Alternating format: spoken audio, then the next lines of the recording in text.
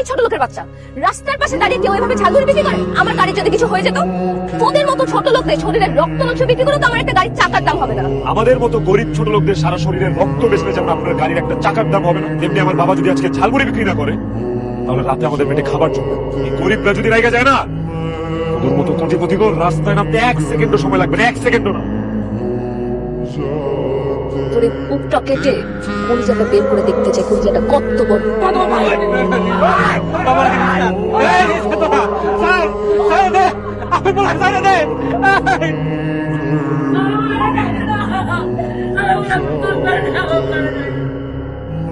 আব্বা, আমি আজকে চাকরি ইন্টারভিউ দিতে যাইতেছি।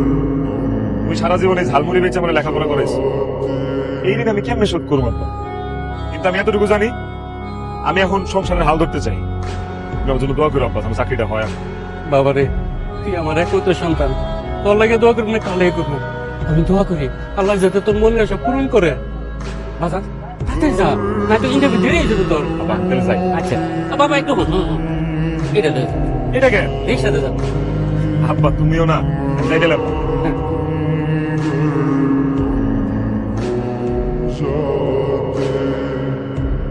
আব্বা,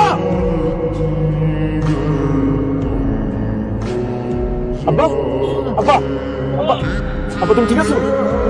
ঠিক আছে রে বাবা, কিন্তু আমার তারপরে থ্যাঙ্কস গড আমার গাড়ির কিছু হয়নি। আই ছোট লোকের বাচ্চা, রাস্তার পাশে দাঁড়িয়ে কেউ এভাবে ঝালমুড়ি বিক্রি করে? আমার গাড়ির যদি কিছু হয়ে যেত?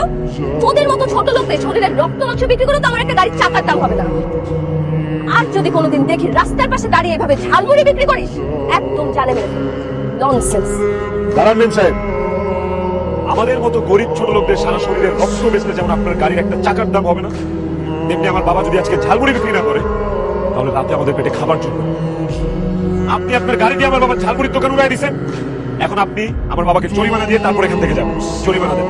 লোকের বাচ্চা, তোর এত বড় সাহস, তুই আমার কাছে জরিমানা চাস? তুই জানিস আমি কে? আপনি যেই হন না কেন তাতে আমার কিচ্ছু যায় আসে না। আপনি আমার বাবার ঝালমুড়ির দোকান ভেঙে দিয়েছেন, আর জরিমানা বাবদ আপনাকে 5000 টাকা দিতে হবে। বের করেন। ঝালমুড়ির দোকান ভেঙেছি, বেশ করেছি, আর একটা কথা বললে একদম গুলি করে মার। না না, আমার কোন টাকা পয়সা লাগবে না, আমি আমার পোলারে আপনার কাছে ক্ষমা চাইতেছি। আমার পোলারে তুমি ক্ষমা করে দাও। সর সামনে থেকে, তোর শরীর থেকে বিশ্রী গন্ধ আসতেছে।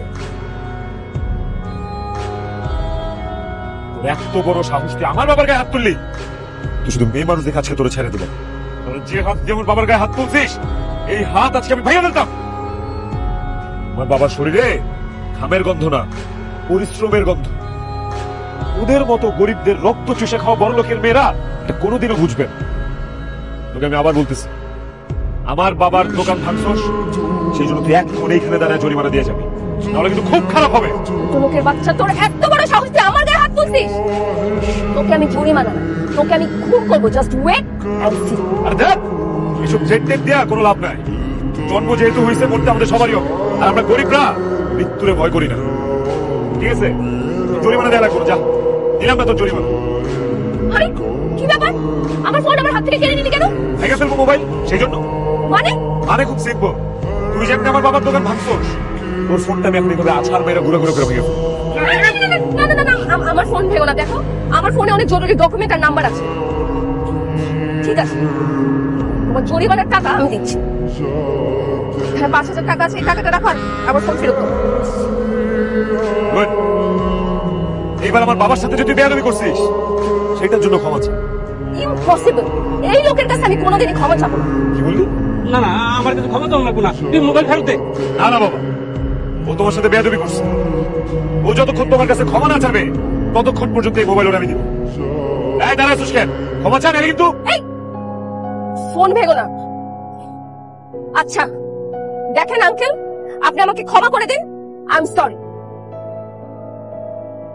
এই তো এবার লাইনে আসছিস। ভবিষ্যতে কোন গরিব মানুষের সাথে দুর্ব্যবহার করার আগে 100 বার ভাববি।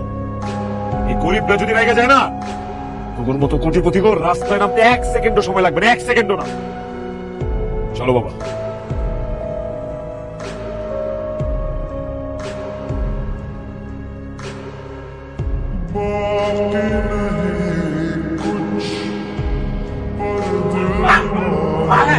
কি হয়েছে?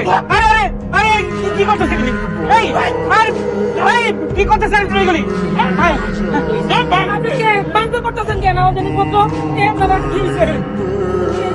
আমি কে আপনার হাজবেন্ড খুব ভালো মতো চিনতে পেরেছি। কি ব্যাপার, চিনতে পেরেছেন আমাকে? মামা চিনতে পারছি তুমি কালকে মেয়েটা না? মা গো আমি বসতে বাংসুর করতেছো কে লেগা? কারণ আপনার ছেলে আমাকে অপমান করেছে, রাস্তায় সবার সামনে আমার গায়ে হাত তুলে। আপনারা কি ভেবেছেন আমি আপনাদের এমনি এমনি ছেড়ে দেবো?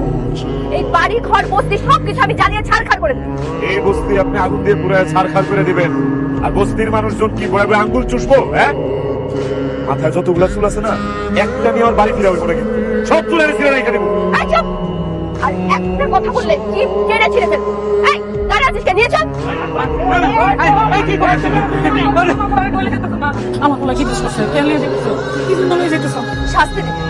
আমার একটা মাত্র বললাম, এই বলা যাবে আমি আর কোনো বললাম কোন নাই, আমার বলা নিও না, আমাকে তোমার কাছে পা ধরে মাপছে, হাত ধরে মাপছে, ছেড়ে দাও মা।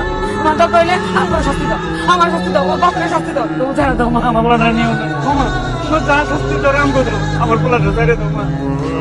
আমার পোলাটা না থাকলে আমার জায়গায় আর কেউ থাকবে না, আমরা বাঁচবো না মা। আমার পোলাটা ছেড়ে দাও, আমি তোমার পায়ে ধরি, আমার ছেলেটা ছেড়ে দাও মা। খবরদার আব্বা, আমার জন্য তুমি এই মেয়ের বাইরে ধরবা না। দেখি এই মেয়ে আমার কি শাস্তি দিতে পারে। আমি তো কোনো অন্যায় করি নাই, আমার মধ্যে কোনো ভয় ডর নাই, কিন্তু আমার জন্য এই বড় লোকের অহংকারী মেয়ের কাছে তোমরা মাথা নত করবা না। তোর এখনো এত তেজ? আসলেই তোর সাহস আছে।